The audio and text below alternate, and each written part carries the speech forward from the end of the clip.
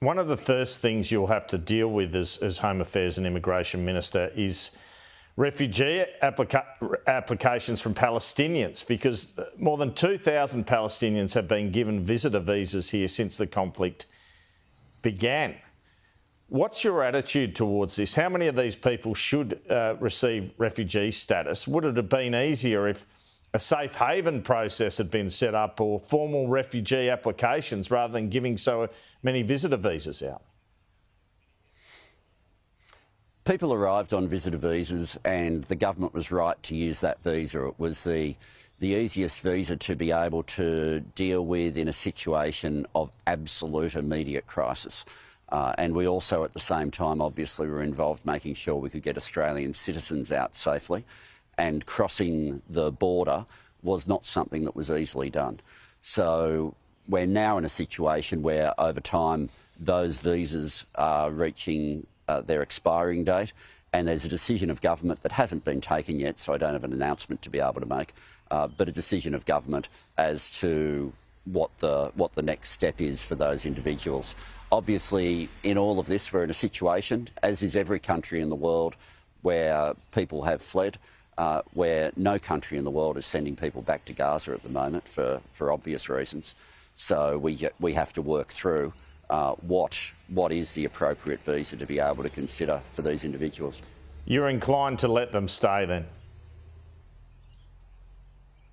Well, certainly no country in the world would send people back to Gaza at the moment. No country in the world would do that. And so we have to work through what happens as the visas that people are currently on expires. But it's not a decision that's been made, and there's no announcement to make at the moment. All right, let me ask this though. I'm not interested in the...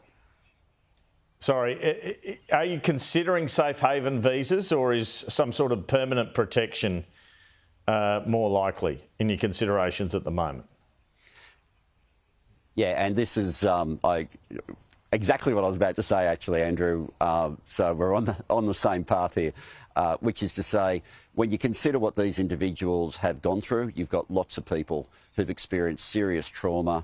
They've suffered great loss of family and friends with the killings that have occurred over there, and they're also in a situation where, for many of them, the homes where they used to live are now rubble. For those individuals, I just don't think it's fair for me to be speculating in advance of being able to give a bit more assurance as to what the decision is.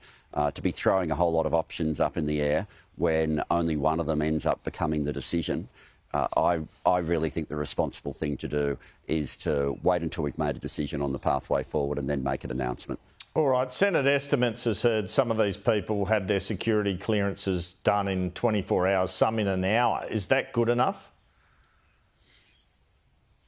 Certainly, I've made clear from the start that I don't make compromises on national security. I never have, never will. And so with every visa assessment, including these ones, but it's with every visa assessment, you take the national security advice absolutely serious, because the safety of Australians is paramount. I don't put other issues ahead of community safety. OK. Do you acknowledge that often in this kind of process there'll be plenty of families who will be good citizens of Australia, they'll be escaping war, but you can also get the odd bad apple, people who are supporters of Hamas who might bring extremism into Australia? Does that concern you? Well, this is why you don't rush things. This is why when people have wanted me to rush to a decision, I don't. I take community safety really seriously. It's one of the most significant roles, not only of Home Affairs, but previously when I've been Immigration Minister. And so, you know, the assessments are given by government. There are processes that happen. The level of security assessment becomes higher and higher the longer the stay on a visa is. And that's how I'll be operating. It's how I always have. I've seen some fairly bizarre speculations saying that I would do the opposite of what I've always done. But, you know, I can't stop people from making things up.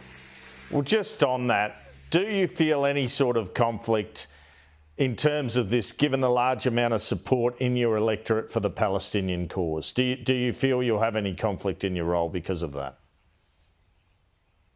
I really don't. I really don't. Like, even in an electorate like mine, there is no bigger issue than cost of living there is nothing more important that I would have done for cost of living than the wage rises that I was responsible for in my previous job. But once again, like with this job, you don't make those decisions based on your electorate, you make your decisions based on the national interest. That's a commitment you make when you're a minister, is to put the national interest first. It's what I've always done. The community here knows me well. They've known me for 20 years. They know who I am, and the way I operate's not about to change. Got Ed Husic in the Sunday Telegraph today saying the government maybe should consider sanctions against the Netanyahu government. What do you make of that?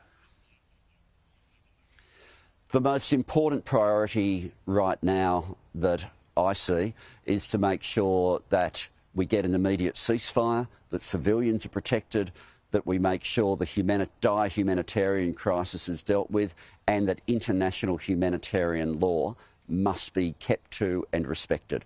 They're my absolute priorities. What do you make of Israel's action with the assassination of the Hamas leader in Iran?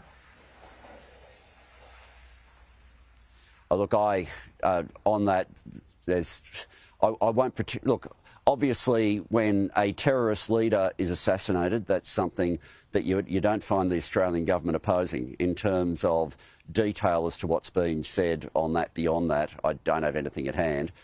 You'd appreciate. Most of this interview has been on foreign affairs, and it's not what I've spent the last week being briefed on. But yeah, we don't go out defending terrorists. It's as simple as that.